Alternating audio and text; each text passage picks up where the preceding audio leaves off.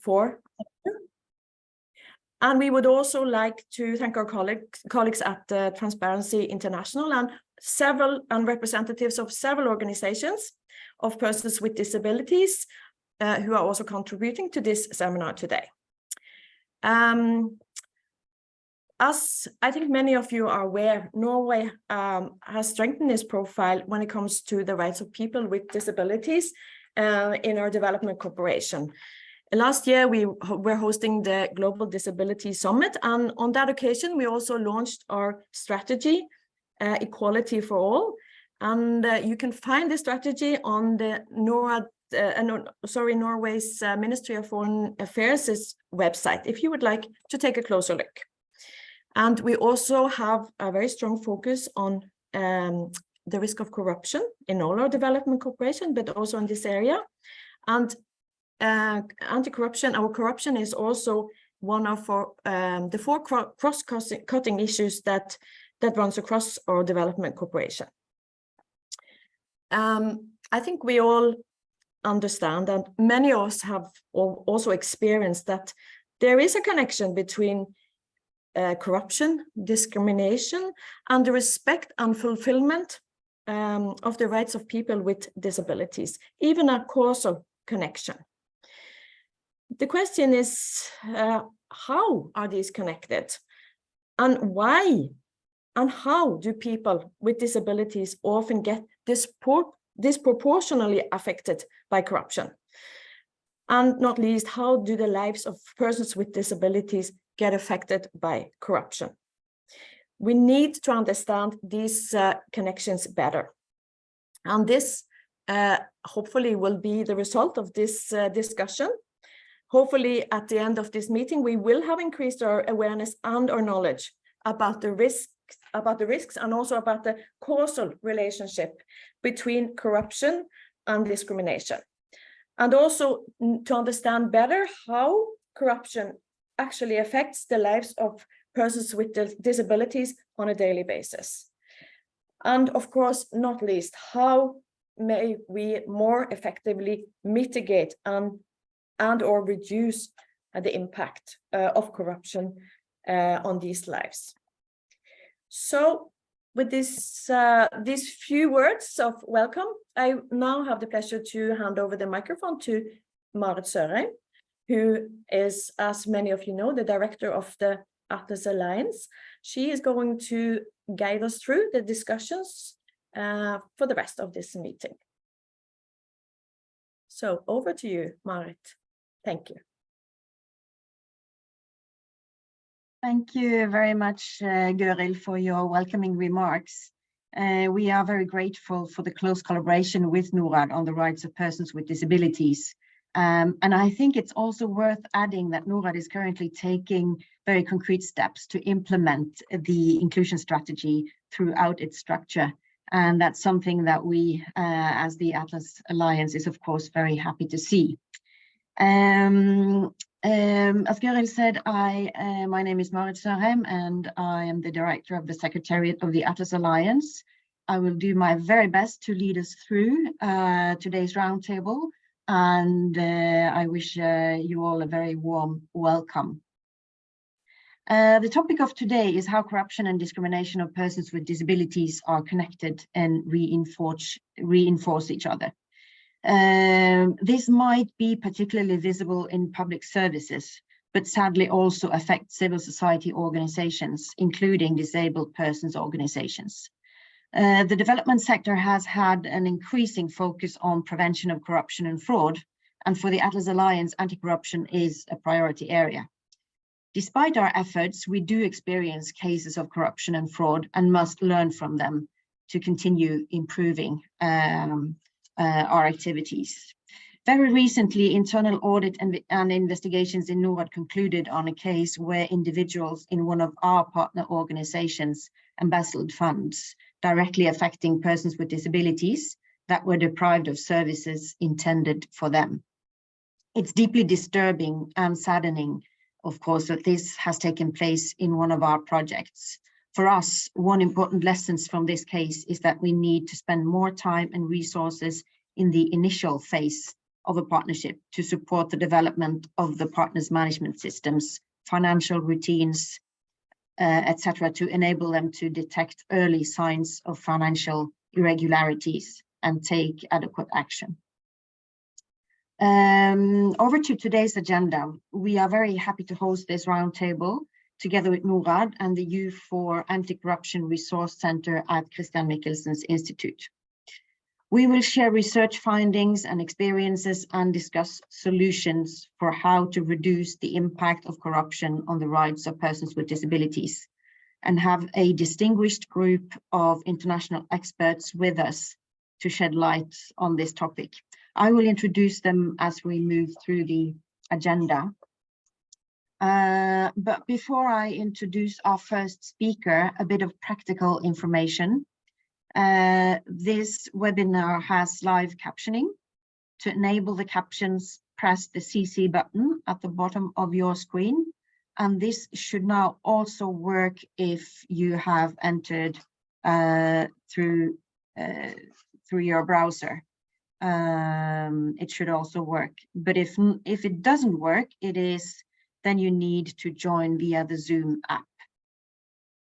The seminar will be recorded, as Gøril said, and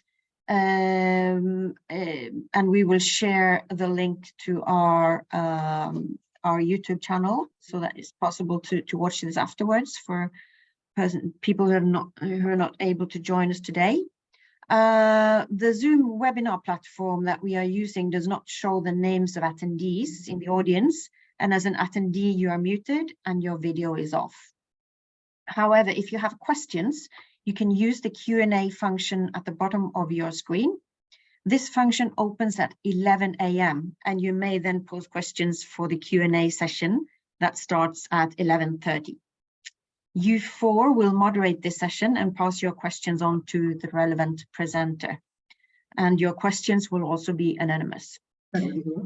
There will be a 5-minute break at 10:40, so that's after the first 40 minutes. Then over to our first speaker, who is Matthew Jenkins. He is a research and knowledge manager in the Transparency International Secretariat and will give us a general introduction to the context. So Matthew, the floor is yours.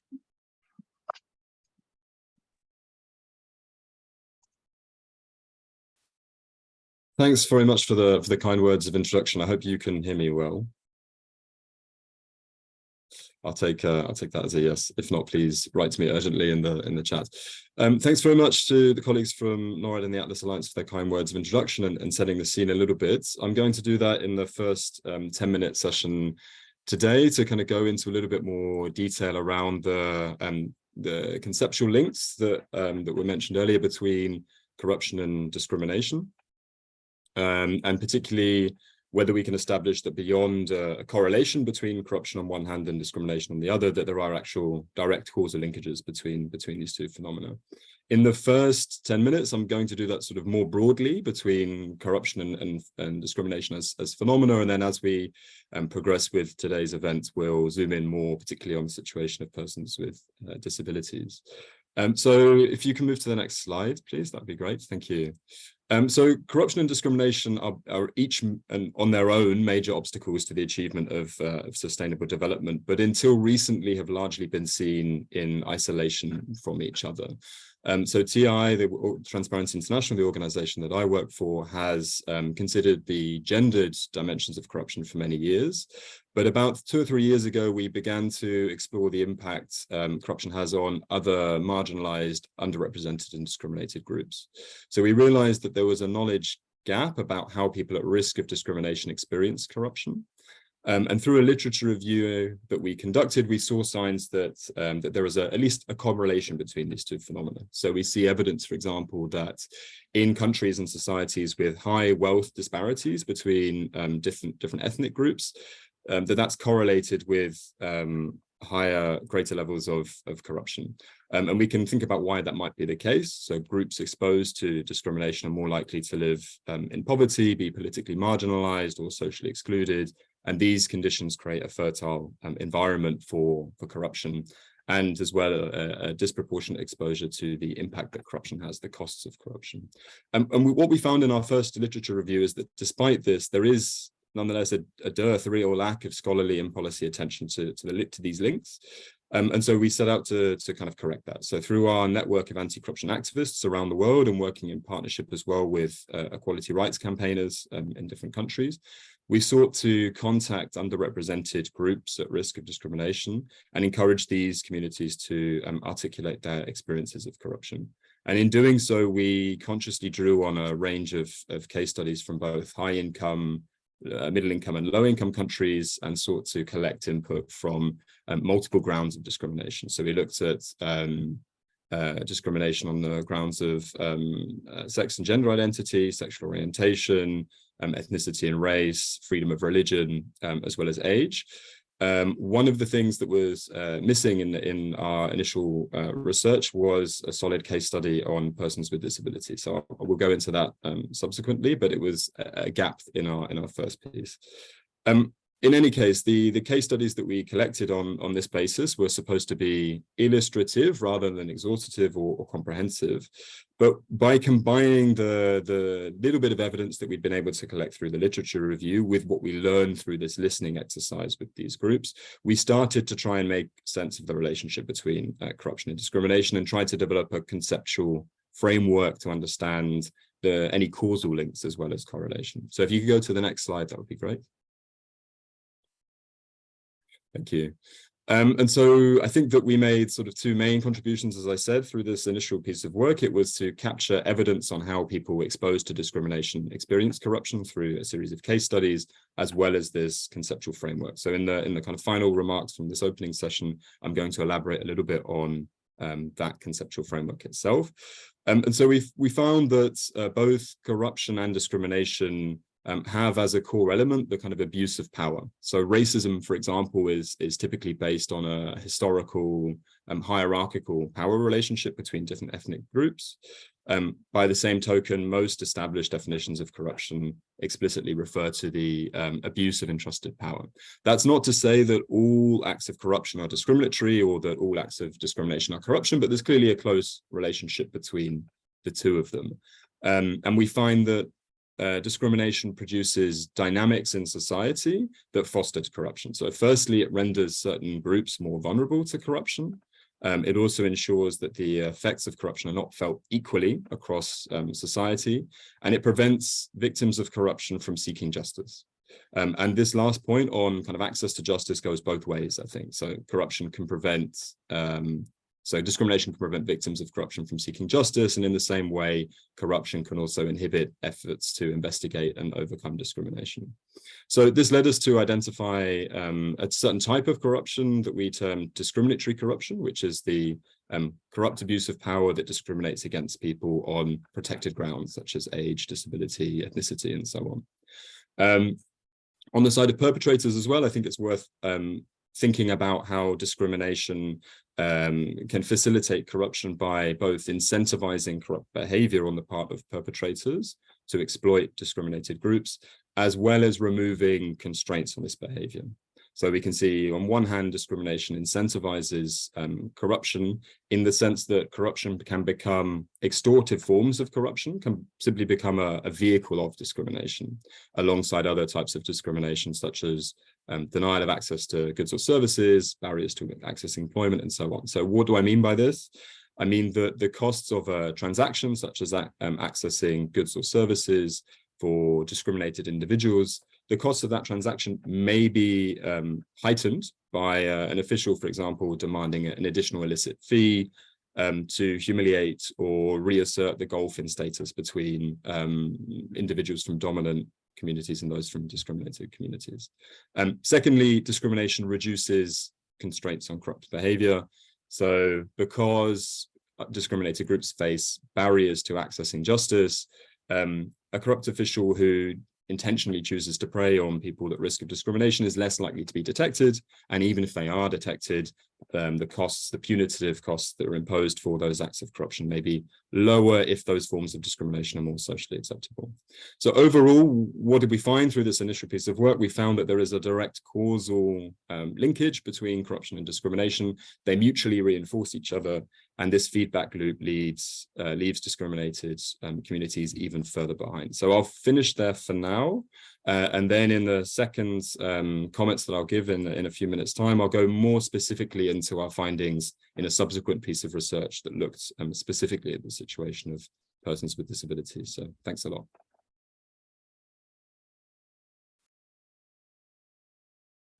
Thank you very much, Matthew, for setting the scene and going deeper into the linkages and how corruption and discrimination mutually reinforce each other. Very interesting. We will now have a presentation from Daniela Quadrado. She is an advisor with the Youth for Anti-Corruption Resource Center at CMI, and she will focus on the impact of corruption and discrimination on groups who suffer from substance abuse and mental health illnesses. So the floor is yours, Daniela. Thank you so much, Merit, and thank you for the invitation. So as part of this discussion, I'll talk about corruption's impact in the context of substance abuse and mental health. And I'm speaking of mental health and substance abuse together because of the following reasons. Mental illnesses may increase the risk of substance abuse, and it has also been found that many individuals who develop substance abuse disorders are also diagnosed with mental disorders. And when mental health problems become long-term, they can also be considered a disability. So I'll go in depth into this in a second, but before to start, I just want to lay out what I'm going to do. I'm going to respond to 4 big questions. Why is it important to talk about this? Why does corruption happen in the health sector, especially in the mental health care space? How does it manifest? And what should be the next steps? Next slide, please. So the reasons why we believe this is important. The first one, please, next slide. Thank you. The first reason why this is important to talk about is because the experience of long mental health conditions as a disability has increased over the past years. We have evidence coming up from the OECD, from the Swedish social insurance, from academics, showing that over the years, women, young adults, and individuals with mental health problems have increased their numbers in benefit recipiency. In 2013, the Swedish social insurance found that young adults on disability benefits, their most common diagnosis was mental and behavioral disorders.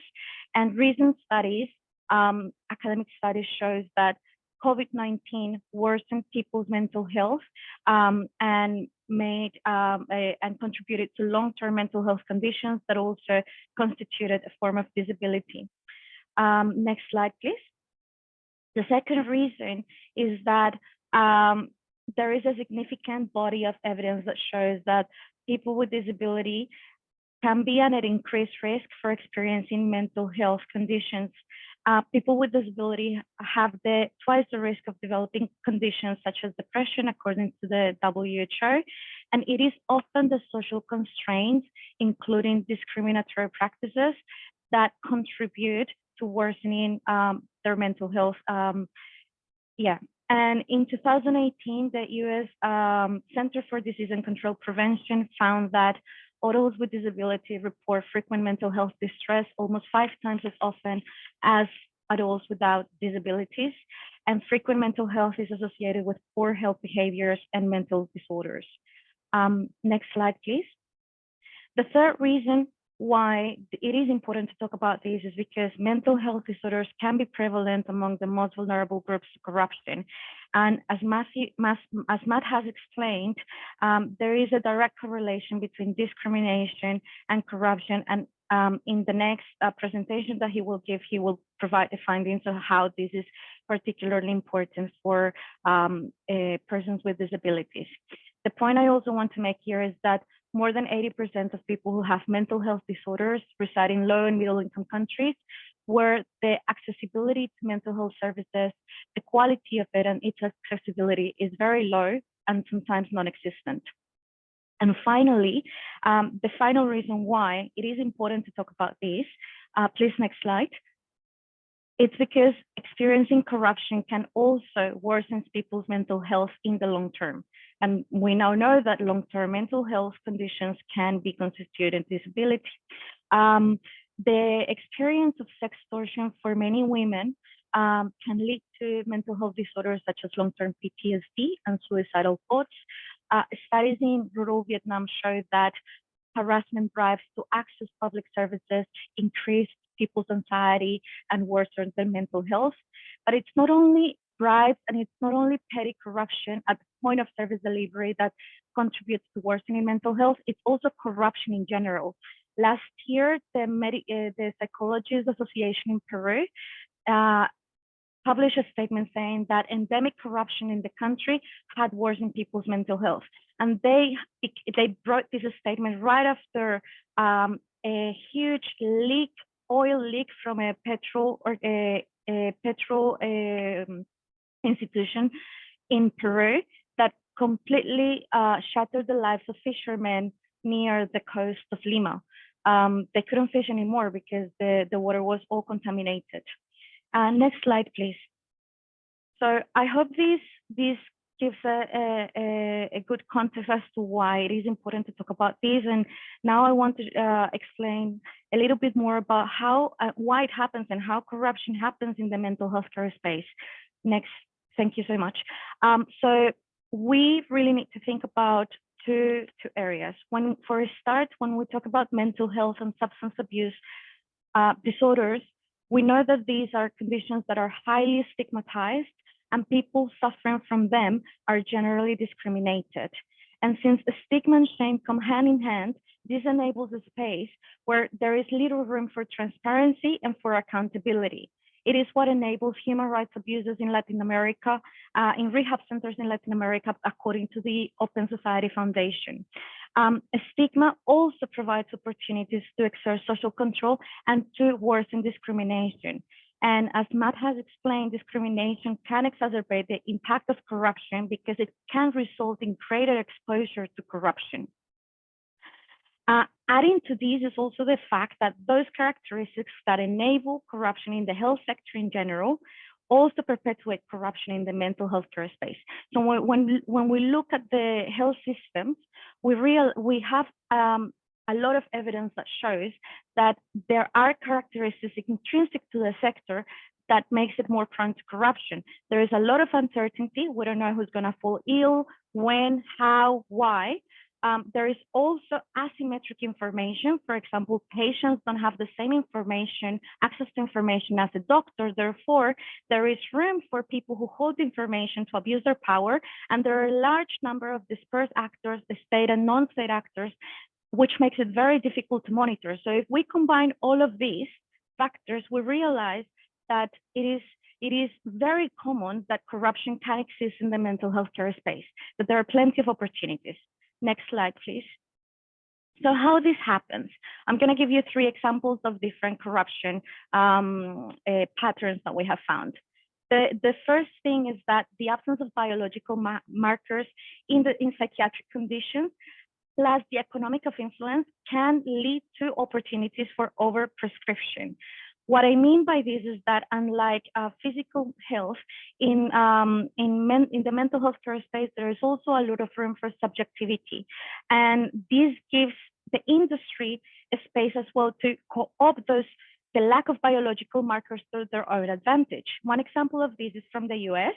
In 2018, US-based researchers found that a guideline, a national guideline that mentioned how to manage mixed depression had severe conflicts of interest that were not addressed. One of the things that the authors of the guideline mentioned was that there should be routine depression screening. But evidence has found that routine depression screening can also have a very negative impact because it can lead to misdiagnosis.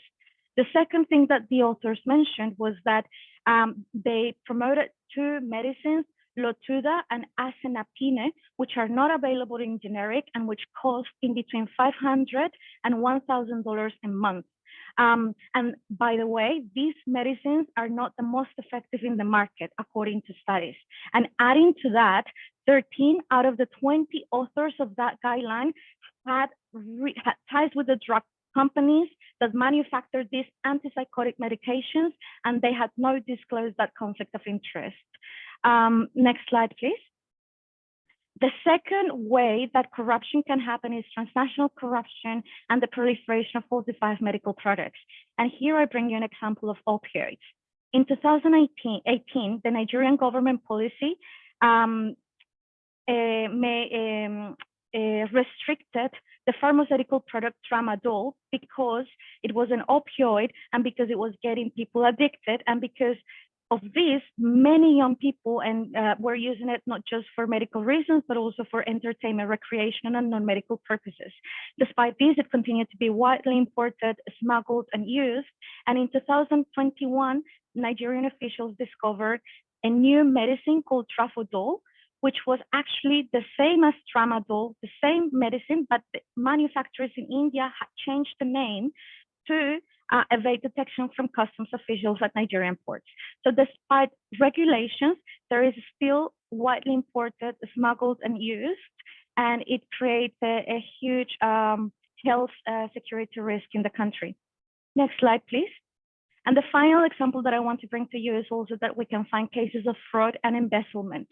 In 2017 in Argentina, for example, we found in an investigation where 77 care centers, rehabilitation centers for people suffering with substance abuse and also mental health disorders, out of those 77 that they promised to do under the Ministry of Health, 17 did not appear, and that money just vanished as well.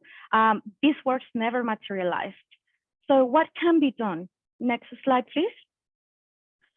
Next slide again, thank you.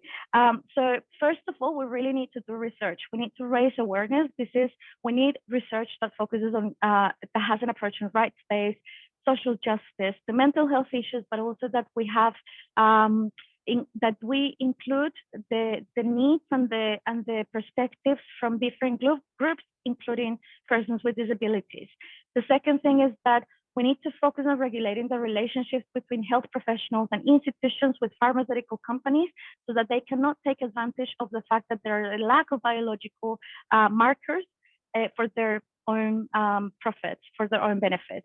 The third thing is that we really need to work on representation and participation in health policy and decision making.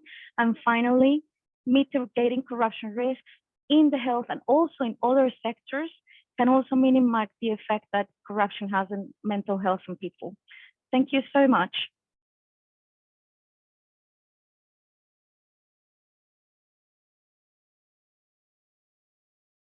Thank you very much, Daniela. That provided some very interesting insights, and as we very often see in discussions and in issues related to disability and discrimination, the lack of research and data that you also pointed to is very important, and of course also representation. I will now give the word back to Matthew. He will go more in depth now on research findings and the impact of corruption on the rights of persons with disabilities. Thank you very much. And thanks also to Daniela for your comments. Many of them, I think, will be echoed in the remarks that I'm about to give, more generally for how corruption affects persons with disabilities. So as I said earlier, the initial research that we did in 2021, we weren't able in time for our publication schedule to include an examination, particularly of how corruption affects persons with disabilities. So we were able to fill that gap last year with a follow-up paper that particularly considered persons with disabilities. And so what we, maybe as kind of general background context, I mean, what we see is that societies around the world are still a long way from meaningfully including people with disabilities. It's about, according to UN estimates, about 15% of the global population have a disability of some kind. Discrimination is one of the most important obstacles to inclusion. Again, UN data suggests that around 30% of people with disabilities experience corruption on a regular basis, and it depends, again, on other intersectional factors such as age or gender, and so on. Obviously, discrimination against persons with disabilities can take many forms. It can be verbal abuse, barriers to accessing employment, or denying access to goods or services that people are entitled to. What we see troublingly is that there are also an emerging number of voices from within the community, from persons with disabilities, who point to corruption as also a way that is further excluding them. And what's worrying is that despite the growing number of testimonies that we see about this, we don't know too much about how corruption affects their rights. So there are very few studies that have considered this in particular. If you could go to the next slide, please. It's just an illustration of some of the increasing reporting and testimonies that are going on about how corruption is particularly plaguing the rights of persons with disabilities, in this case from Nigeria. If you go to the next slide. Thank you. And so we wanted to kind of address this discrepancy between, on one hand, the lack of literature and studies, and on the other hand, the extensive kind of lived and first-hand experience among persons with disabilities. We saw this as a kind of modest contribution to addressing the lack of data. We're not the only ones to call attention to this. The stakeholder group on persons with disabilities for sustainable development, for example, has argued that without good data on persons with disabilities, it's very difficult to challenge entrenched patterns of discriminations they encounter. So if you go to the next slide, that would be great. So what we found again is that challenges in documenting discriminatory corruption as it affects persons with disabilities is indicative and mirrors the lack of representation that these people have at all levels, and the lack of scholarly and policy attention. So we realized for our approach we needed to go beyond the standard literature review to whole consultations with organizations of persons with disabilities, and in particular we sought to gather insights from a varied selection of countries, including Kenya, Nigeria, and Ukraine. Again, to stress the point that I made earlier when we were considering corruption and discrimination more broadly, the cases and examples are not exhaustive. They're rather supposed to kind of be illustrative of these relationships. And it's also clear to us, and this is an important point as well, I think, that corruption will affect persons with disabilities in distinct and different ways, depending on a variety of factors, including the nature of their disability, the part of the world they live in, other kind of characteristics that they might have, age, gender, and so on. If you go to the next slide. Yeah, so we came across, as I mentioned, a lack of robust quantitative evidence, though there is sort of solid anecdotal evidence about how corruption affects these communities. There was, interestingly, one of the few studies on quantitative studies on this is an annual survey that's conducted in Mongolia by the National Anti-Corruption Agency among persons with disabilities, that indicated that 67% of those surveyed thought that persons with disabilities suffer more from corruption than those without disabilities. And in particular, sectors affected, unsurprisingly, are things like healthcare, education, and social services, which is especially troubling given that states have legal obligations to prohibit and prevent the discriminatory denial of services on the basis of disability. Beyond corruption in service delivery, there are sort of three main patterns, three main types of corruption that seems, based on our consultations and on the literature, to particularly be relevant. And I'm going to speak about each in slightly more detail. So the embezzlement of funds that was mentioned by Daniela, extortion and bribe paying in the process of acquiring disability status certificates, and corrupt abuse by care providers.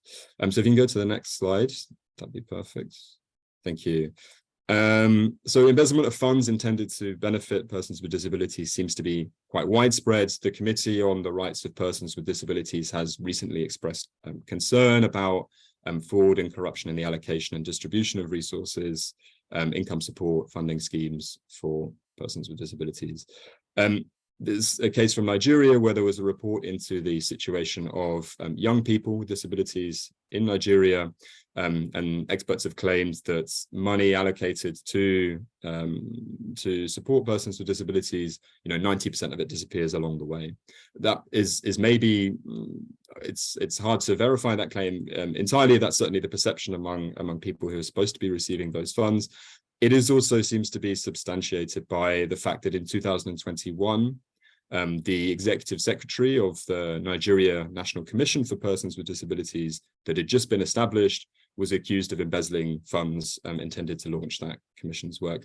Again, consultations that we had with stakeholder groups in various countries pointed out through the focus group discussions that we'd had that government funds were often subject to embezzlement by officials. Officials would, in some cases, falsely register people who didn't have disabilities in order to divert those funds into private pockets. And I think what's important to bear in mind as well is, well, there's two things important to bear in mind. One is which the misallocation or misappropriation of these funds can exacerbate disability by denying individuals access to care that they require. And the other thing is, and I know this is something that one of our speakers later on, Esma, will mention as well, is the difficulty in obtaining solid budgetary analysis that can be used to, the absence of transparency with regards to how the allocations to persons with disability makes it hard to systematically understand the extent to which these funds are going missing.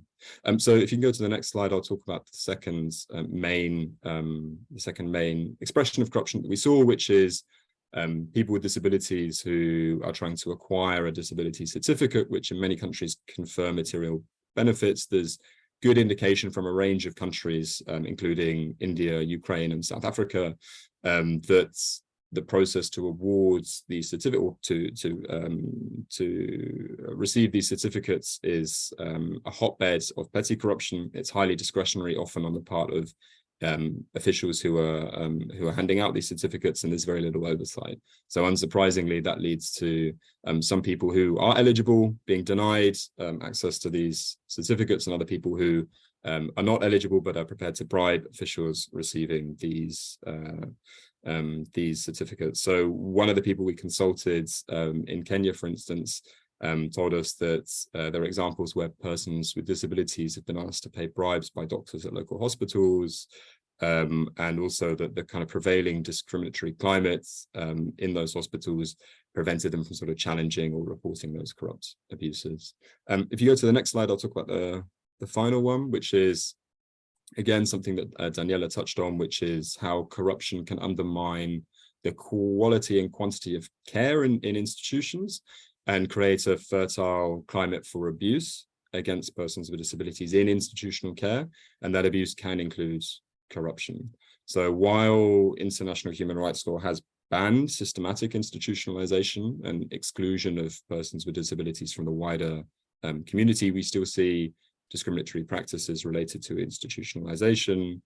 And in many parts of the world, people are confined to inadequate care facilities. And then once confined to that institution, they can become vulnerable to abuse, more vulnerable than perhaps if they were living independently. So there is research on how persons with disabilities in these care institutions are exposed to extortive forms of corruption, such as demands for money, and so on, due to kind of power differentials between them and caregivers. Finally, on the next slides, it's been touched on already, but this kind of access to justice consideration. So how corruption and discrimination combine to prevent access to justice. There's a quote here on your screen from Nigeria, where corruption in the justice system prevents people with disabilities from challenging corrupt abuses they encounter. Similarly, in Cameroon, we encountered similar reports where people abusing or extorting money from persons with disabilities then just paid off officials to make the case go away. So I'll conclude with the next slide, which is on impact, and I think this is quite a powerful and telling citation from the executive director of a state rehabilitation board in Nigeria that, of course, corruption has negative consequences for society in general, but its effects on persons with disabilities are disproportionate and, in their words, tragic. So I'll finish there, and thanks very much for your attention.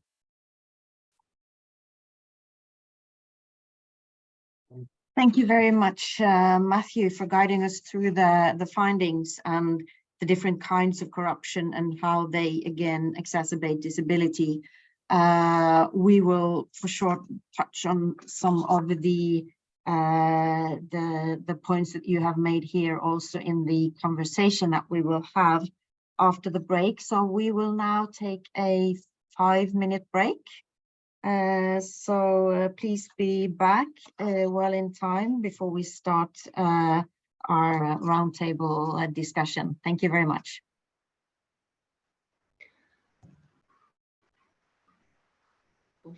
Would you mind confirming if you could hear me and possibly see me, because I tried to fix the situation. Yeah, we can hear you very well. No worries. I don't think we can see you right now because I guess your camera isn't on, but we hear you clearly. Could you allow me to turn the video on, because it... Yes.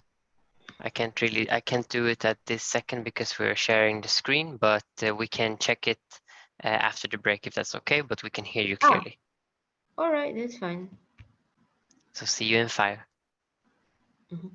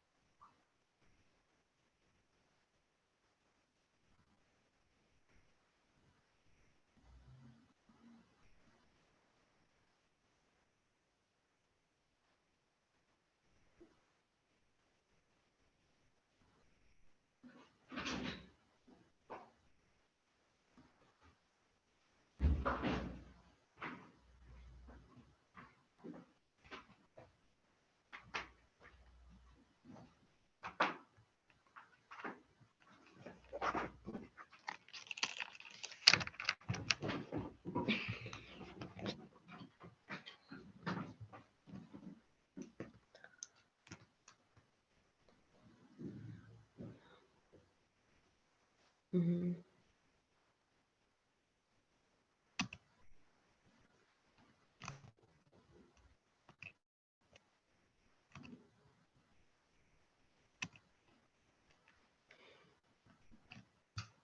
It is 12:48 p.m.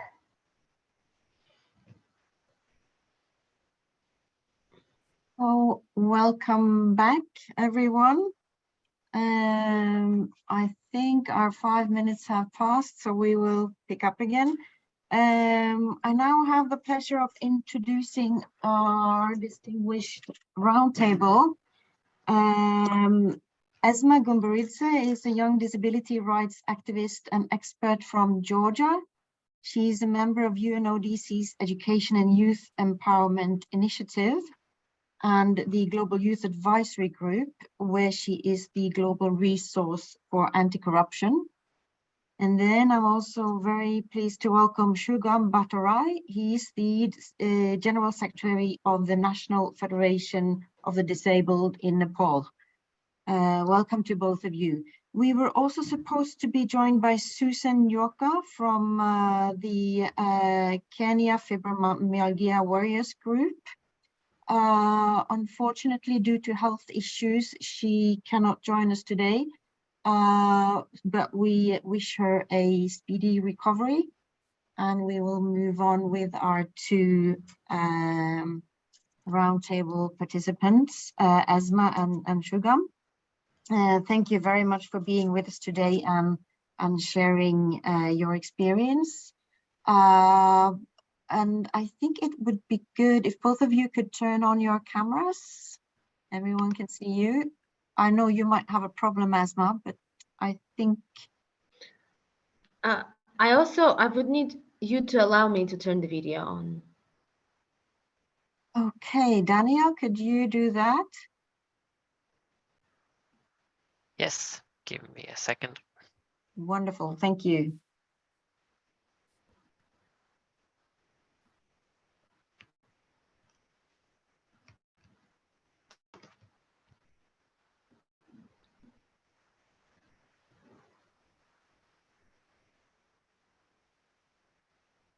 Can you see me now? Yes, now we can see you. And Am I audible as well? yes. Oh, Absolutely. great, thank you. I'm glad to hear that. Good, very happy to have you with us. And we are waiting for Shugam to put on his camera. He does not seem to be here at the moment. Okay, then we'll give him a minute. Yeah. Before we restart. Good. Should I adjust the screen maybe meanwhile? No, you look, you're very well positioned on the screen. Great. Yes, in the center.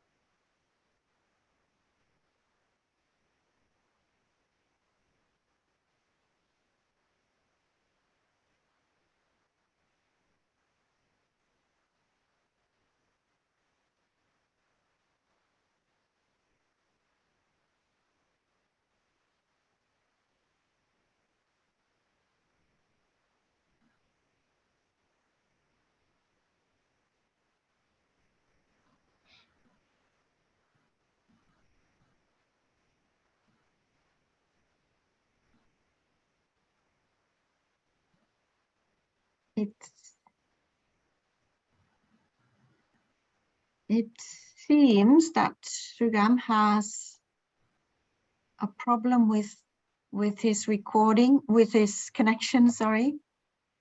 So I think we might just start. starting off with a question to both of you, but let's start with you, Asma.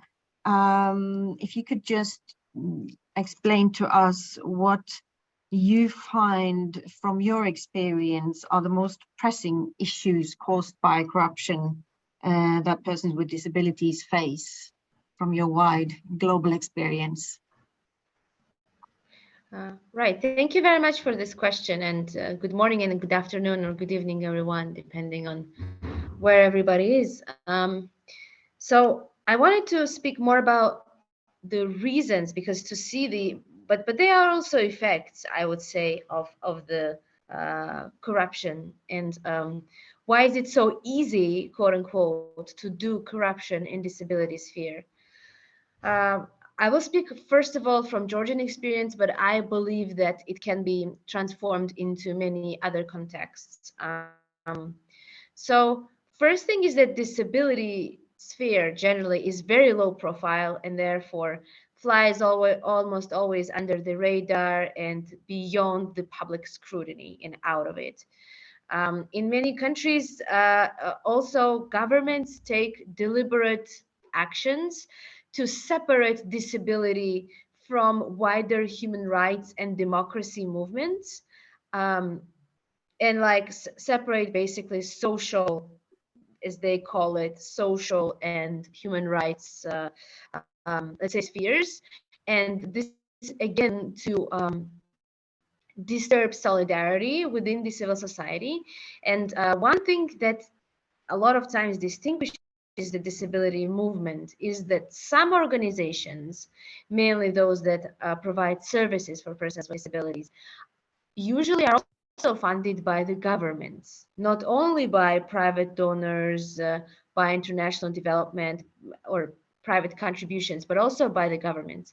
And this is what really makes it a little bit ambiguous when we talk about CSOs working on disability, who is state funded and who is following which interest group, let's say. It's not so clear.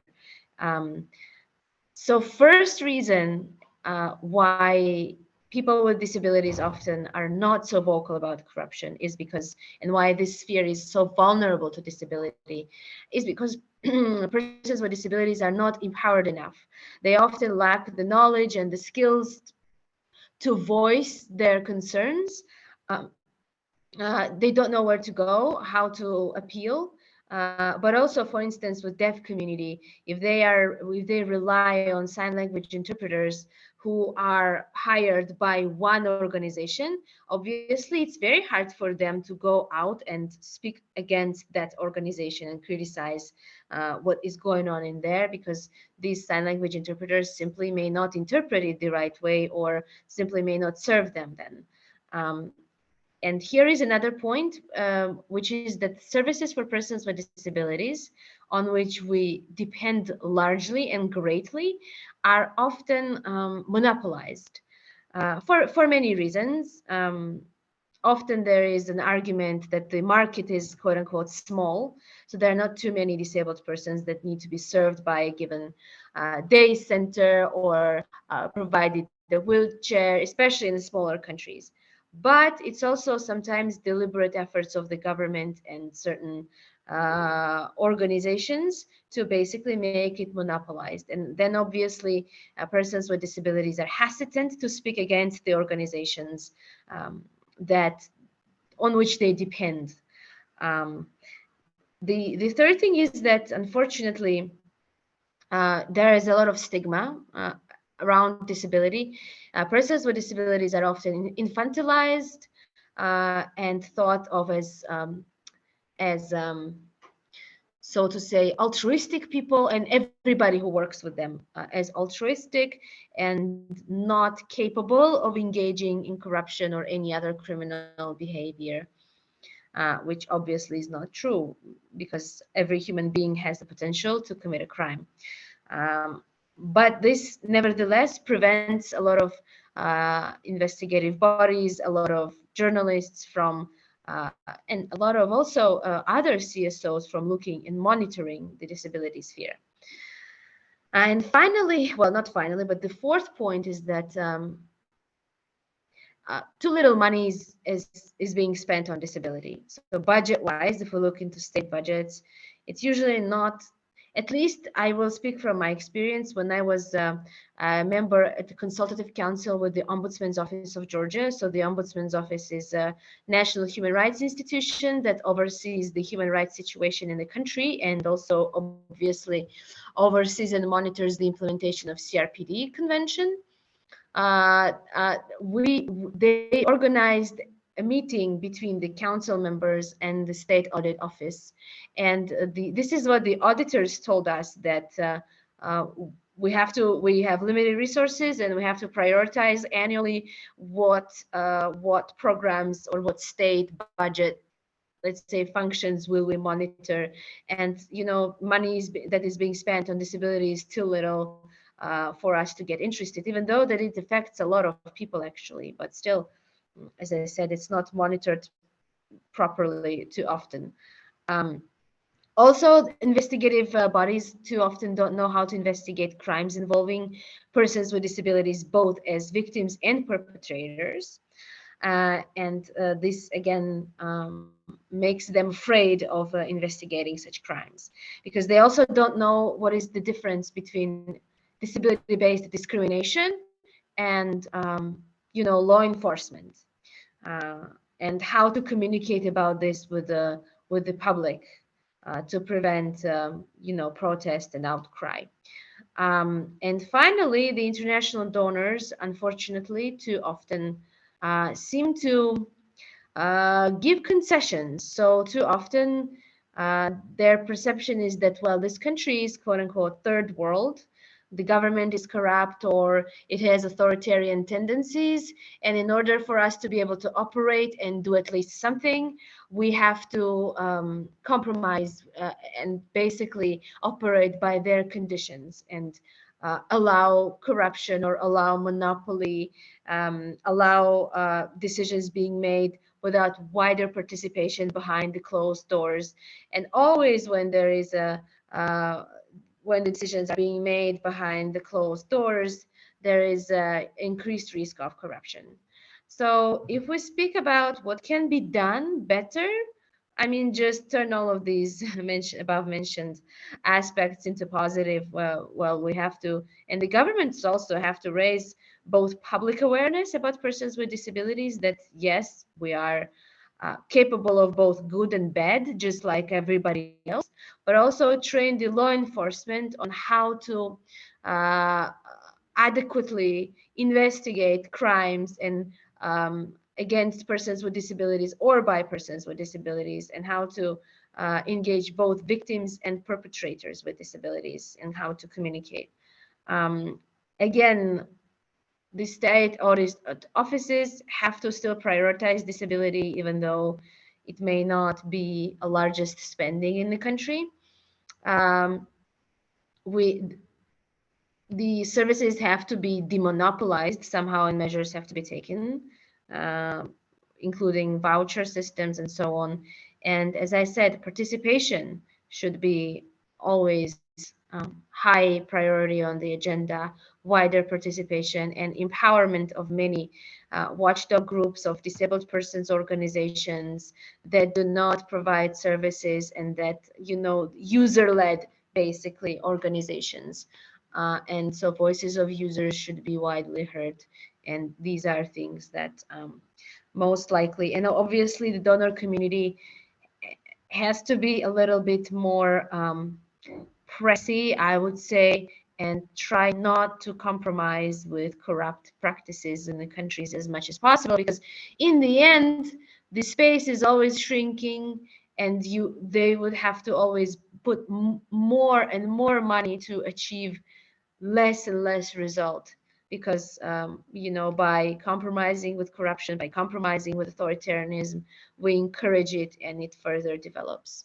I will stop here, and I will be very much looking forward to any questions. I hope I was heard well.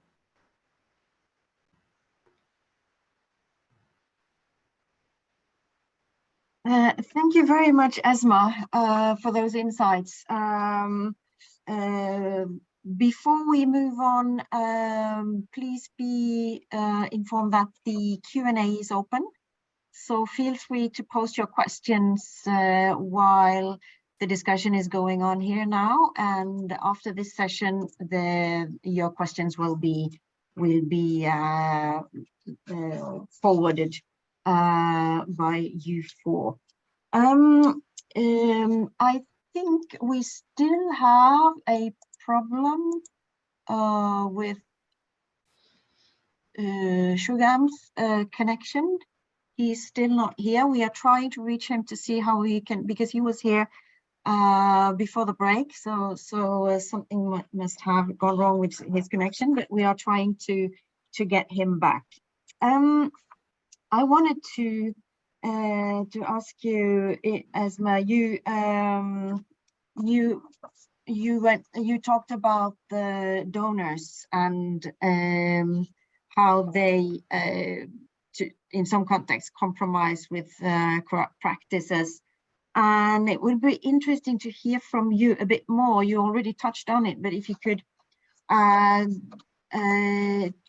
tell us a little bit more about what kind of pitfalls perhaps particularly international donors need to take into consideration when they operate in a given country, and how do they, make sure that they involve the right stakeholders and the right organizations in discussions about how programs should be designed in order to reach persons with disabilities? First and very important thing is that donors should encourage investigative journalists and other watchdog organizations to be more to be looking into disability and cover it in their investigations. Because I've tried very recently to attract the attention of the investigative journalists, but they said that they don't have, basically, they may not have resources to conduct investigation in a given sphere. But also, it's very important to pay attention to the general comment number 7 of the UNCRPD committee, because it clearly defines what an OPD is. So OPDs have to be non-political, and they have to be independent from the government. And why is this important? Because organizations that receive state funds to deliver services, and yes, the general comment number 7 makes distinction between organizations of persons with disabilities and organizations that provide services for persons with disabilities. But the gray area comes when you have a disabled person-led service provider. So then we need to look into the first definition. So first part of the definition by general comment number 7, which says that it has to be independent from the government. So for an organization to be called OPD, it has to be independent from the government. And obviously, when the government funds services or gives a substantial, for example, provides them with office or gives them utility waivers or tax breaks, things that make them largely depend on this financial or material support, these organizations already are acting in a capacity of the state, even though they may legally still be registered as NGOs, right, as nonprofits and as non-governmental organizations. And these organizations have big mobilizing power because they deliver services, so they have access to people. And again, they also institutionally are stronger because they know how to manage funds. And very often in Georgia and in post-Soviet space in particular, the donors still fund them with grants that are aiming at monitoring different state policies, that are aiming at advocacy. Because for the donors, it's always easier to provide a larger sum of money to a given organization and know that it will be spent properly and everything.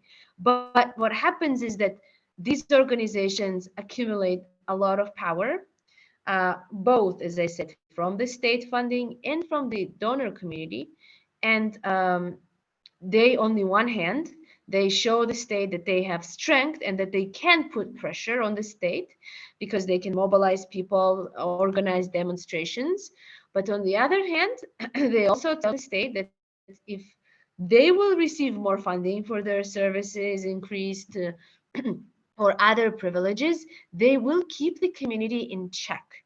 So if anyone complains somewhere, they will suppress these complaints. So a disabled person. And again, when disabled persons see this, the users of their services, they are very afraid because again, they don't have any alternative but use the services that they provide. And therefore they may not be so critical, or they simply also may not have enough resources to be critical, because you have to be public, and to be public you need to have resources today. You need to mobilize people. If you don't have contact information of those persons, you have to find it, right? You have to go door to door, and you need a lot of coordination money, especially when the environment is not accessible, and you need funding for transportation to go door to door, and many other aspects of that.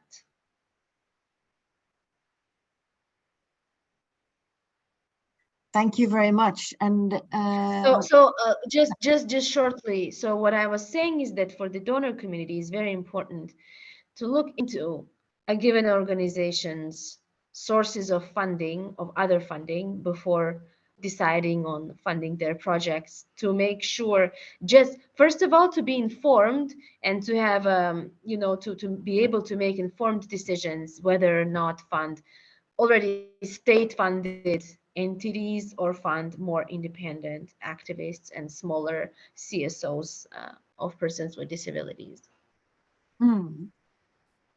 Thank you very much. One issue that you've mentioned, and that was also mentioned by, I think, by Matthew, was the issue of representation, and that is a strong comes out very strongly in the CRPD and in the the slogan for the Global Disability Summit, "Nothing about us without us." The SDGs, leaving no one behind, etc. The issue of representation and being in the front seat when decisions are made that regards you. And I was, and we are, as an OPD ourselves, the Atlas Alliance, we are in constant dialogue with the development community and development NGOs on how to ensure that persons with disabilities and their organizations have a voice when it comes to developing programs that are meant to benefit them. Do you have any advice for development organizations that might be among the audience? How do they ensure that they bring on and ensure like a meaningful participation of organizations of persons with disabilities? Yes. The first and very important thing is to always give due regard to already formally existing institutions. So for example, in Georgia, I have observed very often, we have different consultative councils with different government entities, be that municipal authorities, so local authorities, be that the government of Georgia, be that the ombudsman's office, but very often donors still allow and still privately consult larger organizations that work on disability issues, be they disabled persons led or not. So it's very important. And by this, and I also have seen that some UN entities also, they just publish and they just organize meetings with NGOs working on persons with disabilities issues and also OPDs, but they don't find and don't talk to these official consultative councils. And why is it important?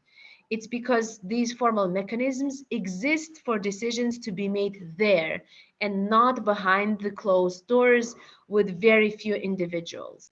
And this is something that the donors should always encourage, that real decisions are being made in the councils or in the official monitoring bodies that exist and where disabled people are, as members, and so that these bodies are at least one of the point of reference when they in their programming, to provide some input and advice when they do their programming. Because again, by encouraging this behind the closed door discussions, one-on-one discussions, you really undermine the importance of these very mechanisms that are being put in place to ensure the wider participation.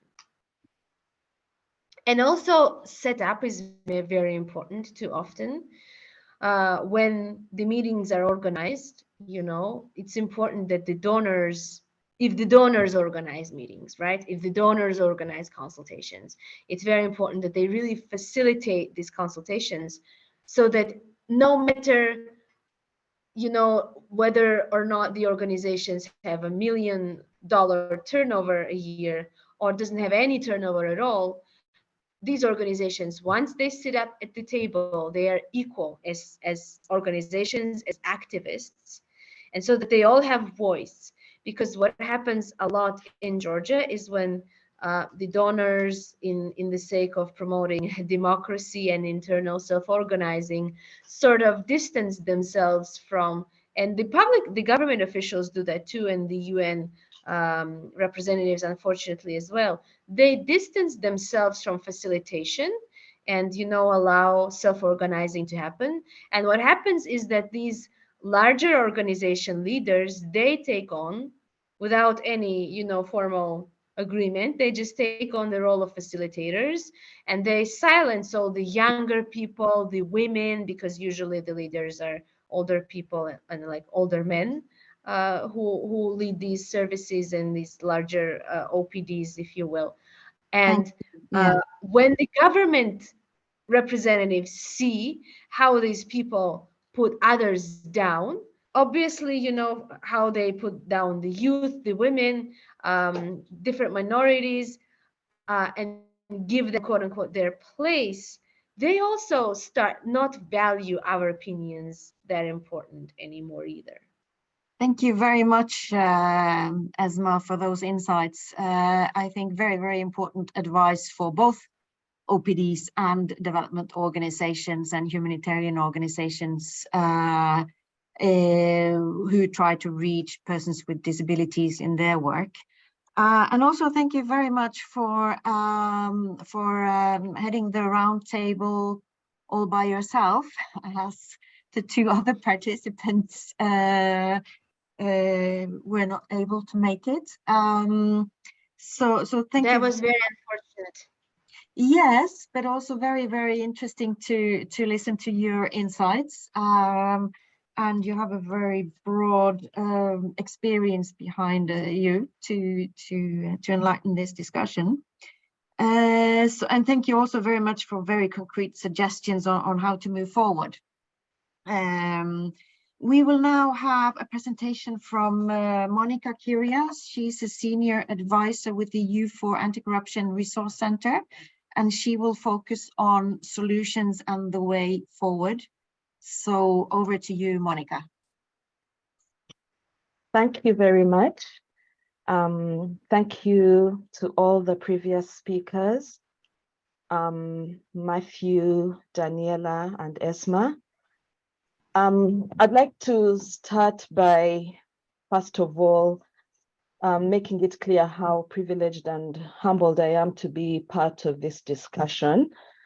I come, yes, from legal, women's rights, gender, and the law specialization, but I have to admit that I'm really not that well grounded in disability studies. And even though I do quite a lot of work on gender and inclusion, I'm really aware of how easy it is to approach inclusion and issues to do with disability in a piecemeal manner, in a way that just ticks the box, you know, and is tokenistic because of that not being very well grounded in the theory and the concepts. But nevertheless, I'll try my best to share some insights that I think are useful. Could we have the next slide, please?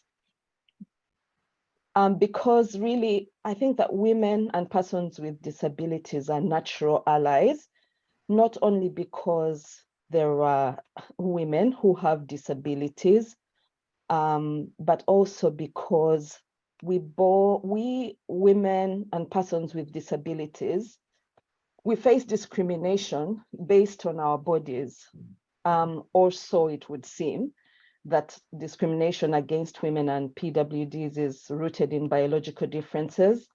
But we know that it's really not that at the end of the day. It's because the discrimination is really rooted in social and cultural factors, and that the way that society is built presumes an able-bodied male as a default human being. A lot has been written about this in feminism and gender studies. But you know, it's just important to remember that, yeah, we face similar problems. There are intersectional issues with women with disabilities, and we also suffer discrimination and corruption, and still struggling to get that recognized in anti-corruption circles. As I said, I also work on gender and inclusion. And I think that one of the important things to bear in mind is that discrimination against women and persons with disabilities is now increasingly under one umbrella called diversity, equity, and inclusion. But I don't really have a lot of data or evaluations on how we are doing with this umbrella, how successful it's being to lump all these discriminated against groups that Matthew mentioned in his presentation, whether they are minorities, racial or ethnic, you know, whether they are people who are, you know, from the LGBTQI community and other types of discriminated against groups. I'm not too sure that putting us all under one umbrella in policy and law is working well, but I look forward maybe during the Q&A session to further insights from all of you. Next slide, please. I'll focus my presentation on two strategies that have been employed by the women's rights movement to gain social and political recognition and to make progress in advancing. Sorry, Monica, I'll give you the PowerPoint again. Okay. We had just a technical glitch. Give me a second. No worries. I can keep on speaking. Yes. In the meantime, yes. So one of the things is that women have been able to build a really strong social movement. And the other is that they have employed gender mainstreaming as a strategy to ensure that the needs and interests of women are given attention in all sorts of you know, policies, programs.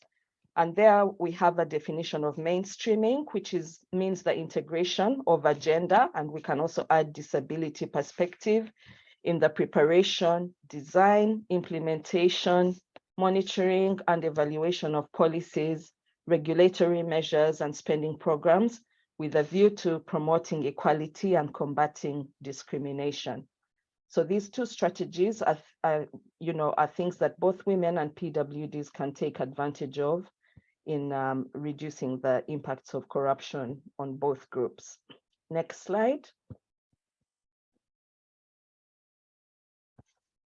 Now, I have to say that in considering this topic, it really hit me in the face that the best way to mitigate the effects of corruption is to gain access to power.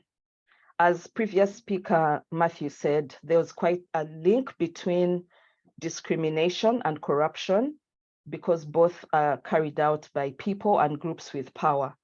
And from the gender and corruption literature and policy and research that has been done over the past 20 or so years, it's been proven that increasing women's participation in decision-making is strongly linked to reduced corruption, and that countries that have more women in public decision-making positions also have less corruption. This is not because women are less corrupt, but because as societies become more inclusive, they also become more transparent and accountable, or it could be the other way around, that as societies become more transparent and accountable, they also become more inclusive. And I think that there's quite strong evidence both ways. The causative relationship is not clear, but how this happens could also be because women, when they get into power, they seek to achieve better public services for women and families, and the indirect result is that corruption is reduced. So there's quite a lot of studies that examine this relationship between gender and corruption. Not that many studies, unfortunately, that look at the similar issue with disability and inclusion. But I think that this is a good starting point that, you know, in order to reduce corruption, we have to have more and more people with disabilities in positions of power. Next slide, please. So I was able to do a brief overview comparison between where we are with the women's movement and where we are with the disability rights movement, and what we can learn from the women's rights movement in order to take disability movement forward and gain more power in order to reduce the abuse of power. So of course, the women's movement is older than the disability rights movement. It's like 150 years old or more since the suffragettes, so in the middle of the 19th century.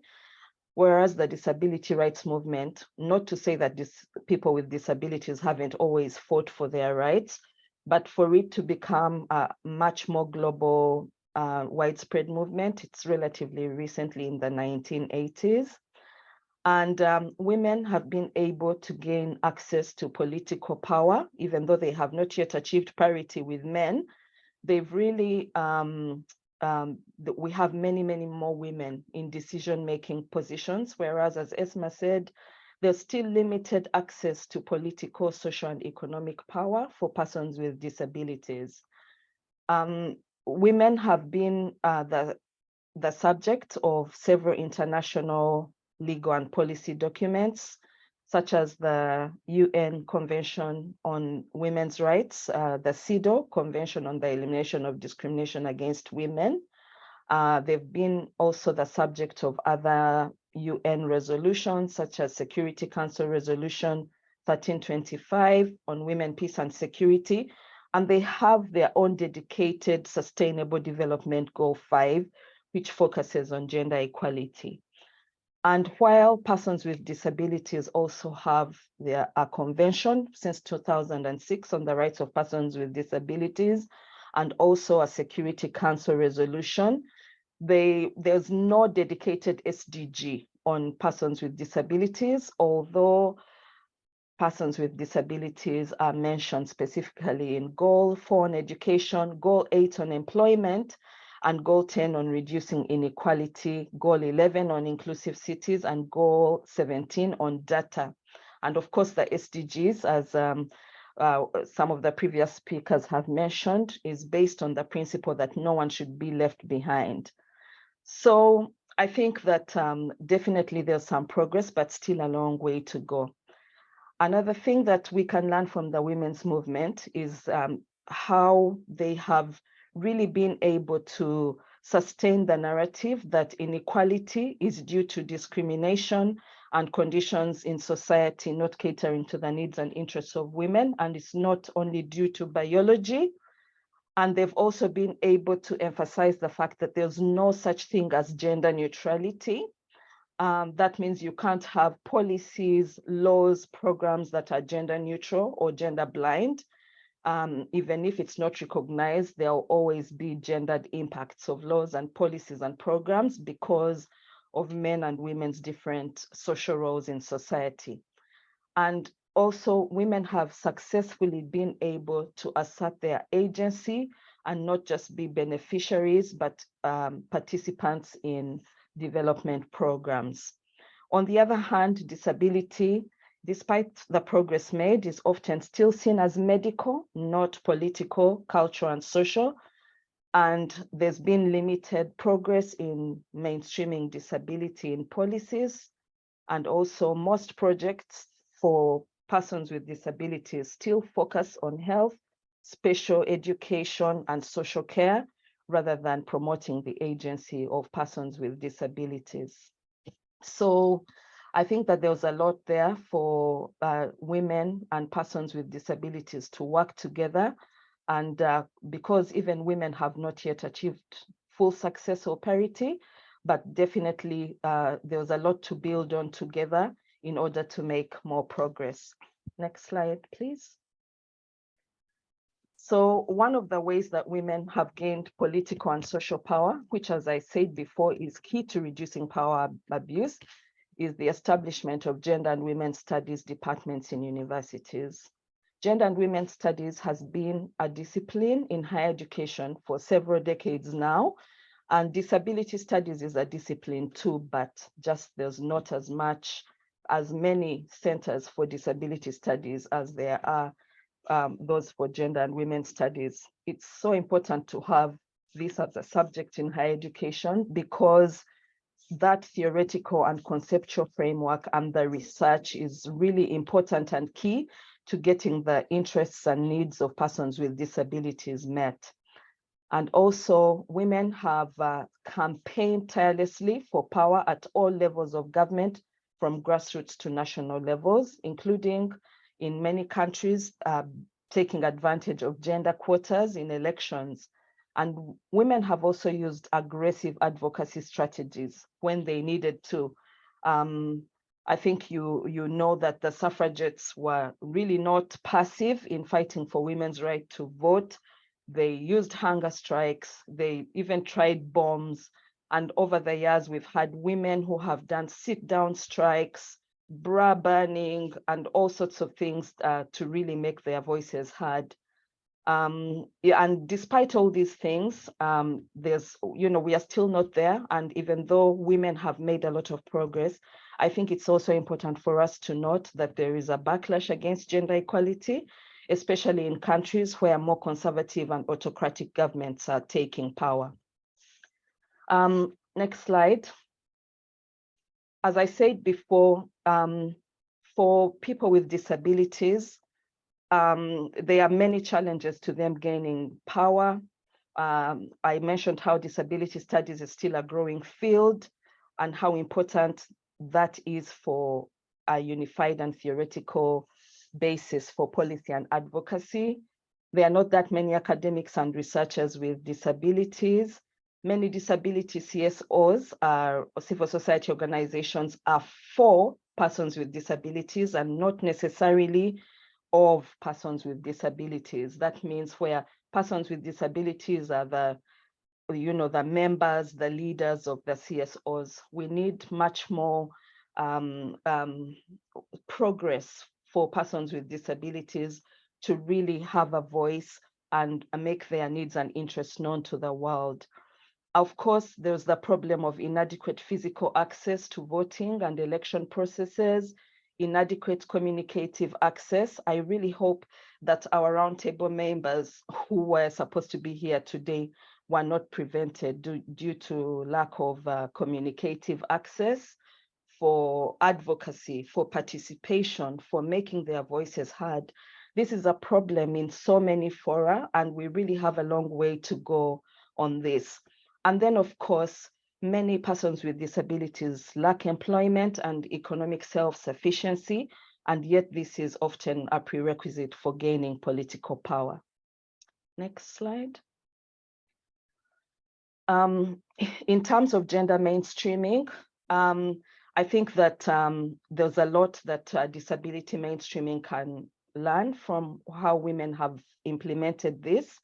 One is that we need a clear definition that identifies the problem of lack of disability access as one of power relations rather than biology. We need clear and ambiguous commitment to disability mainstreaming at the international, national, organizational, and program level. I'm not sure that just having the umbrella, as I said before, of diversity, equity, and inclusion will suffice. We need dedicated staff, focal points, resources, and budgets. I think that Esma already pointed out this, that without sufficient budgets and resources, there's only so far we can go. We need equality of persons with disabilities to be understood and accepted as a core national organizational value and part of national and organizational culture. And we need to break silos and collaborate and cooperate between specialists on disability and other people working in development. We need all this because unless we do that, we'll have tick the box gender washing, or in this case, disability washing, and tokenism, as so often happens with women. Last slide, please. Thank you. So I'd like to conclude by saying how we can have an inclusive and people-centered approach to anti-corruption and mainstream diversity, equity, and inclusion and disability in anti-corruption, and ensure that people with disabilities see anti-corruption also as a cause that they should take up and that they should fight against corruption as a group. The three pillars of anti-corruption are transparency, accountability, and participation. When it comes to transparency, it's very important for information to be accessible for all, both able-bodied and persons with disabilities. Even among able-bodied people, there are many who are not literate and who can't access the information that they need to know how the government works. Esma already pointed this out, so I won't dwell on it. Accountability is another pillar of anti-corruption. We need inclusive standards. We need laws that recognize gendered and discriminatory forms of corruption. An example is sextortion or sexual corruption, where sex is exchanged for the exercise of authority or, for a public service. This is a form of corruption that women have really fought to have recognized as a particular form of corruption that is not covered under current bribery laws. And there's, still very, very few countries recognize this. And it's so important that we have laws and standards that recognize this, that there are consequences for those who abuse their power and affect women and persons with disabilities. And how will these consequences be met if there are no accessible corruption reporting and whistleblowing channels? People with disabilities should be able to report. They should be able to blow the whistle. And as Esma said, then the other side is that prosecution authorities, law enforcement should be able to investigate and talk to persons with disabilities. I think we still have a long way to go with that, but we should continue to push for it. And lastly, participation is part of anti-corruption. And here I'll just reiterate the importance of physical and communication accessibility for all, the need for persons with disabilities to be able to vote, to be able to stand for office, to be able to utilize quotas in order to gain access to political power. And they also need to be able to participate in social accountability mechanisms. They should also be able to participate in corruption surveys, even though I didn't include it there. A lot of corruption surveys may disaggregate gender by women and men, but we need them to disaggregate by ability and disability as well. And I hope that this dialogue will be an opportunity for us to collaborate, strengthen collaboration between anti-corruption practitioners, gender practitioners, people who work on disability and the disability movement, so that we can have a more inclusive, people-centered approach to anti-corruption. Thank you. Thank you very much, Monica. Very interesting to hear you draw these parallels between the gender movement and the disability movement. And I think there is a lot to learn. And also the strong links between mitigation of corruption and gaining access to power is something we need to bring with us in as we continue working with this issue. We are now going to have an open discussion, a Q&A session, and I will leave the floor to you four. They will moderate this session. Thank you very much. Thank you, Marit. And as Monica said, this is a really humbling opportunity for us to discuss the needs of persons with disabilities when it comes to their experiences of discrimination, corruption, and what we can do in the anti-corruption field. So thank you so much to Atlas and to Norad for the opportunity to collaborate in this, and we do hope that we continue to do so in the future. So this is a space where we would love to hear from you. We have one question from one of the participants, and I believe it is for all of the speakers. So the question is the following. She's asking, what do you think are the most important things that should be included in organizations or in donors' checklists when it comes to anti-corruption and special education while visiting local partners? What should be asked for when visiting, when it comes to checking if the organization is doing enough? So if I understand correctly, it's about how we can ensure there is accountability, what should we ask for, and how we can ensure there is accountability in the process. So I open the floor for all speakers.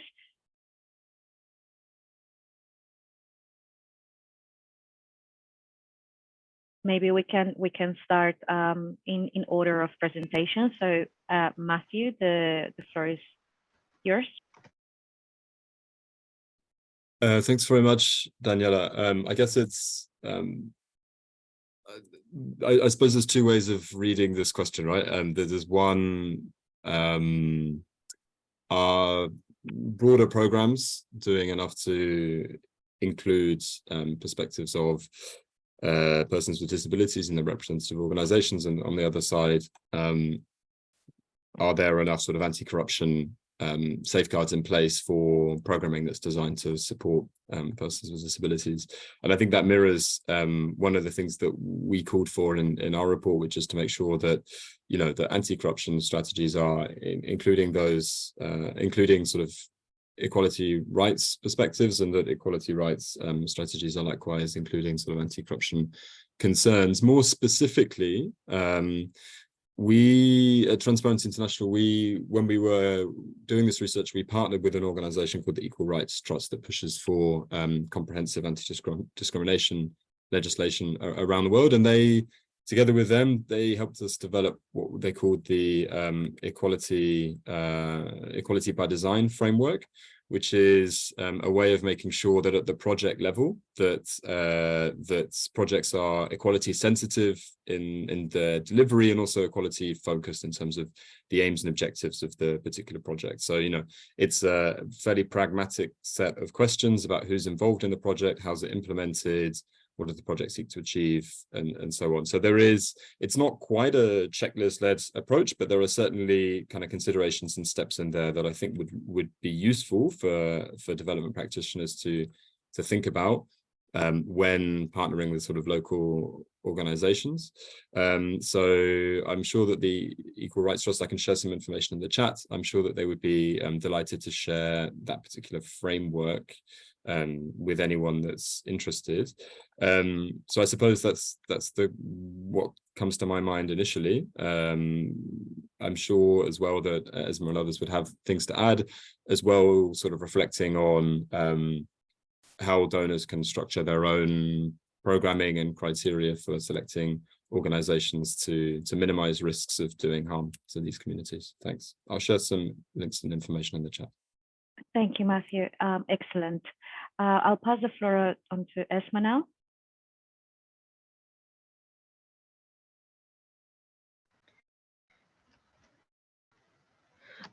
Yes, I hope, yeah, I have the the microphone on. So I think very important is to have an independent channel of communication with potential beneficiaries of given project that, you know, a given donor or development agency is supporting, so that, you know, they would be able to submit complaints or their opinions about the project. That's an important part. And then also something I would like to say about the state, the governments have to have mechanism, like equitable mechanism based on which they fund OPDs, so organizations of persons with disabilities. It should be based on equality and merit and transparency. In many of the post-Soviet countries, especially, what happened was that the government simply registered and gave the property, like given property to few larger disability organizations that they have heard of 30, 40 years ago. So when we regained independence, and they said that, well, we have dealt away with supporting of OPDs. And if you are about to start a new one, there is no resources for you now. And of course, this does not perpetuate equality. It actually perpetuates inequality. And that is something that we should avoid. Thank you, Esma, for your contributions. Really, really insightful. Monica, over to you. Thank you. That's a question that we consider a lot. We have lots of gender mainstreaming checklists, which I think can be adapted to also disability mainstreaming. I'm sure that within the disability field, they have their own checklists on what can be done to ensure that disability is mainstreamed, but I can highlight a few of the elements in mainstreaming checklists to ensure that disability issues are taken into account. I think that the first important thing is that there should be a very, very clear commitment at the top levels of senior management in the organizational strategy, in national policy or whatever, to equality, to inclusion, and to promoting the rights of all excluded groups, including persons with disabilities. But this kind of commitment, as Matthew and Esma have said, needs to be backed by sufficient resources, that is budget. And also we need sufficient knowledge and skills. So knowledgeable personnel should really be part of developing policies and implementing them. It's also very important to have accountability frameworks to ensure that whistleblowing procedures, reporting procedures are inclusive and accessible to all excluded groups. It's important that all staff in the organization are trained, or at least they have a good level of awareness of differential experiences of different groups, and that there is balance, that is that groups are in, persons with disabilities are included on the project team and can participate meaningfully within the organization. In the project design, it's very, very important that theories of change, milestones, log frames, whatever is being used, have indicators, milestones that really cater to excluded groups, and that underrepresented groups are included as key stakeholders in the project, that they're included in the project design, in the planning process, and that it's also very important that project goals and objectives do no harm. Often, when projects are designed in a gender neutral or disability neutral way, they can actually cause unintended harm to groups that excluded. And so that's why it's so important for impact assessments to consider how a project could affect these groups. So I think those are important things to consider by donors. Yeah. Thank you so much, Monica. A very comprehensive checklist of things to do. From my side, what I could add to these is to add on top of what Monica is saying, I also want to bring attention to the fact that in the anti-corruption community, we have advanced ideas on how to mitigate corruption. We understand that corruption is a complex issue. It mutates depending on context. It needs to be prioritized. We cannot address all forms of corruption, but we can definitely assess the risk of them happening and then evaluate the feasibility of mitigating them and focusing on those that are the most feasible to do. What this is missing, what this process of what we call risk management, corruption risk management is missing, is as Monica mentioned in her presentation, a human rights-based approach, an approach on how it affects victims, and also including in that how it affects people with disabilities. So in my presentation, I mentioned about how there is very little research. And if I were to give an advice to donors or to other organizations, would be that when there is a project at a sectoral level, when the situation analysis happens, when you're understanding the sector, when you're understanding the political economy, it is absolutely essential that we recognize the needs of different communities, of different groups, including people with disabilities, right at the beginning of the design of any project, that it would be to improve the lives of people, be it in the health sector, in education, in food security, in development in general. So yes, so that would be from it. Now the second question goes to Esma again. Esma, we've been asked the following. Monica Kiria mentioned that the women's movement have used aggressive advocacy. Parts of the environmental movement also uses a bit of more aggressive techniques. Would you think that the disability movement needs to adopt tougher methods in advocacy?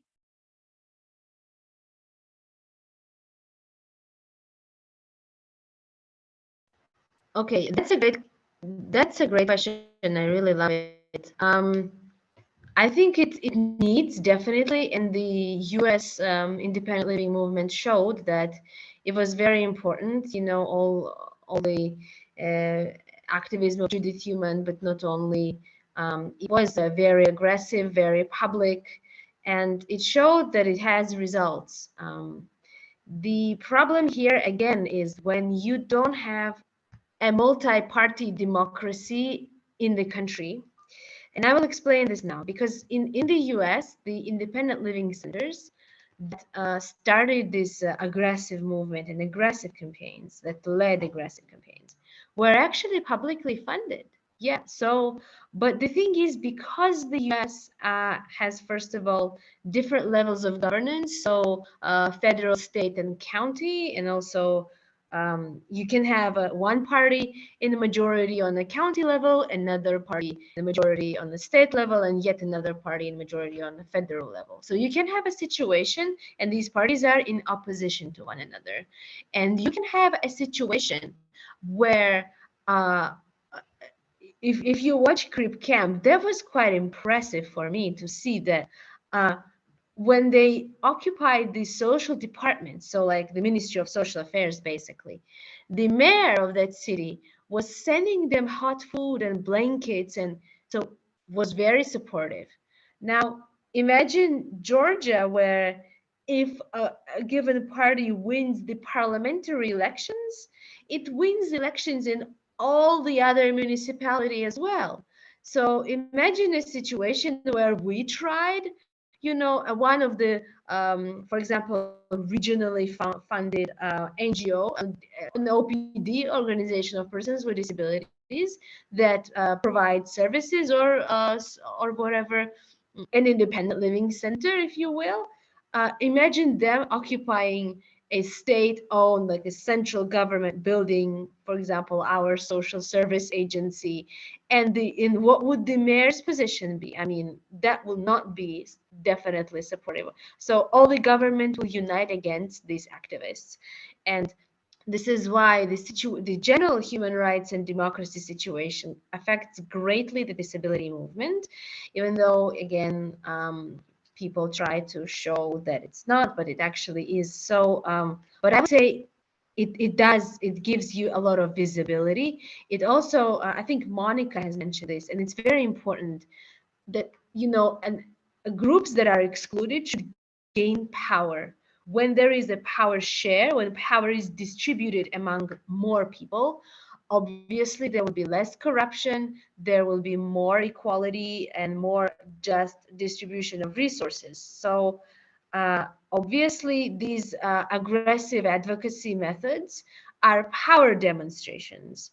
And in Georgia, we have seen with other things, you know, that, for example, very recently, the Georgian government wanted to pass the law of foreign agent influence, so-called, whereby all the organizations that are funded by international donors would be called foreign agents or agents of foreign influence, which is in our culture, it's equal to spy, basically.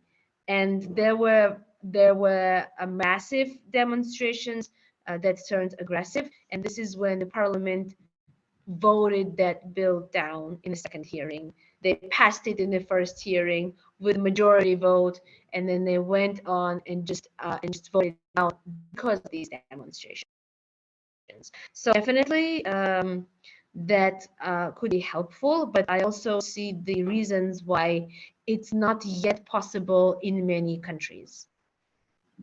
Thank you very much, Esma, for your contributions.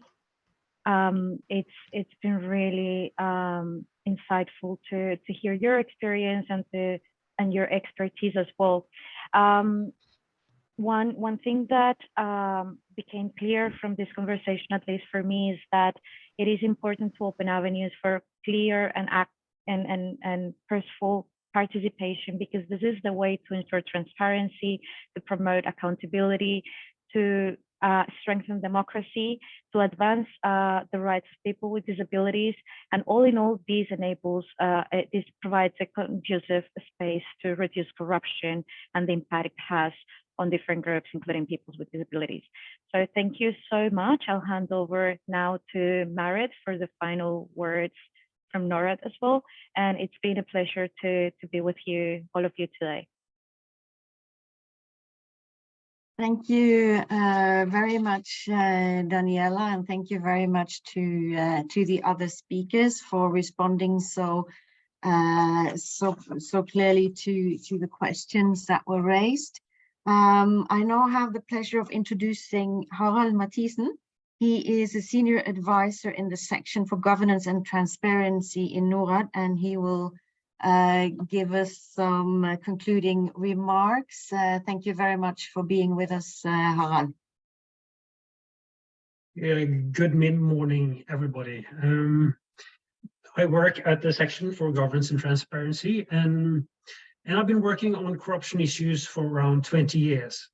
Listening to the presentation here today and preparing myself a little bit ahead of time, I came, you know, this topic is one of those topics who is deeply underexplored, and it's a bit of an eye-opener. And I wanted to spend these last minutes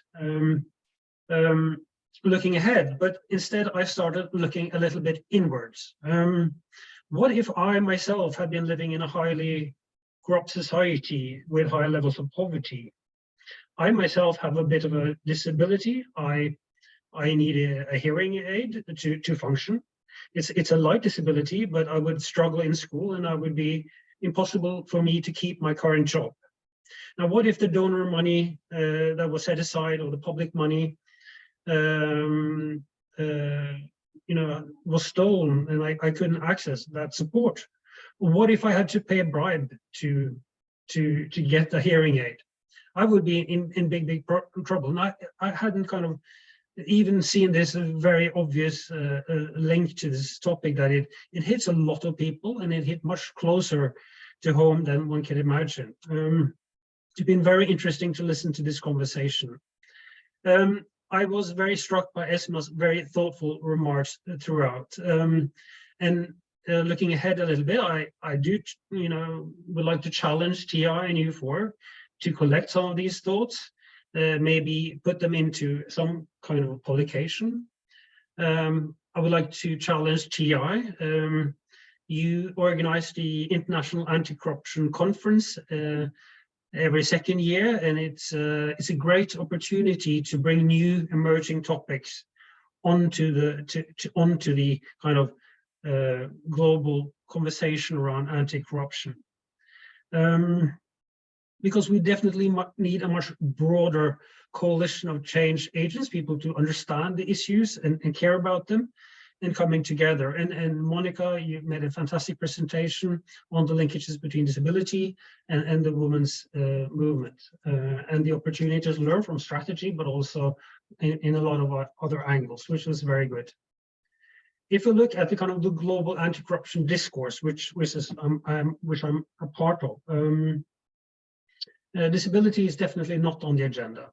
The UN Convention Against Corruption is a hard-fought process where we really work to get issues on and into the convention, issues that seems very, very natural that should be there: corruption and environmental crime, corruption in climate finance, etc., etc. Now, there are countries who deeply disagree that we should be moving the anti-corruption agenda in a progressive way, and are fighting to have all of these new topics, emerging topics, come on to the international agenda. But when it gets really heated, it is when the conversation and some countries raise the issues of gender and corruption, for that to get its natural space in the UNCAC, in the UN Convention Against Corruption. Then it gets really, really heated, and a lot of countries deeply deny that there is such a link at all. So we definitely need more awareness, we need more research, and it's been I think this, in some small way, could help and spark new ideas to get this onto the global agenda. Now, that will take a long time, and we can't sit on our hands to wait for new conventional language or change at social norms at country level. We need to be much more proactive and work in everyday life. If I'm going to add one penny or a small something to this conversation, I think there might be something very interesting around digitalization of public services, where we use these new tools to take away reduce some of the face-to-face interaction between marginalized groups and public institutions and power holders. That will break down some of the power relations, which is very negatively tilted towards disabled people. Closing up, and from Norad, I would like to thank all presenters. It's been a very interesting conversation.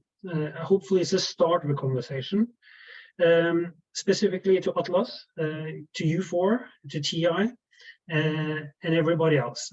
So from us at Norad, I'd like to say thank you very much.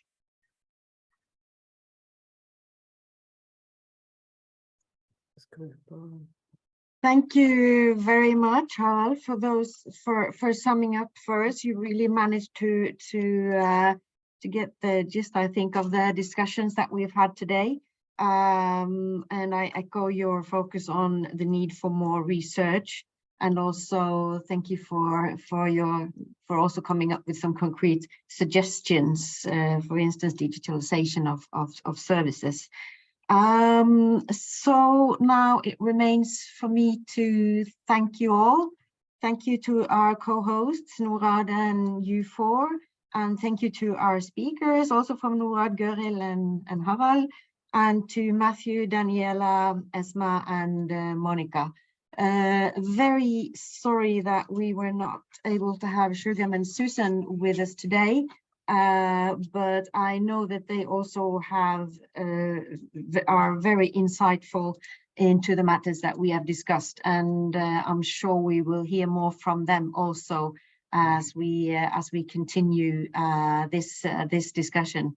So thank you very much, all of you, for being with us today. Thank you very much to you, Marit, as well, for moderating. Thank you for having me. Yeah, thanks for hosting. Thank you so much.